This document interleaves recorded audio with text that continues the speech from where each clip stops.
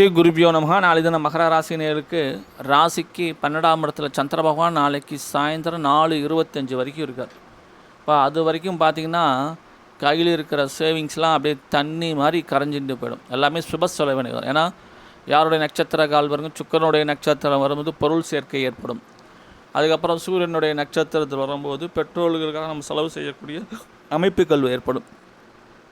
அதன் பிறகு பார்க்கும்போது ஜென்மத்தில் 4:25 வரும். இப்போ 4:25 வரைக்கும் அதுக்கு முன்னாடி எதாவது முக்கியமான செயல்கள் செய்யணும், தாராளமாக செஞ்சுக்கணும். 4:25 அப்புறம் பொறுமையாக இருக்கணும், நிதானமாக இருக்கணும், விட்டு கொடுத்து அனுசரித்து போகணும். தேவையற்ற விவாதங்கள் அறவே தவிர்க்குது நல்லது.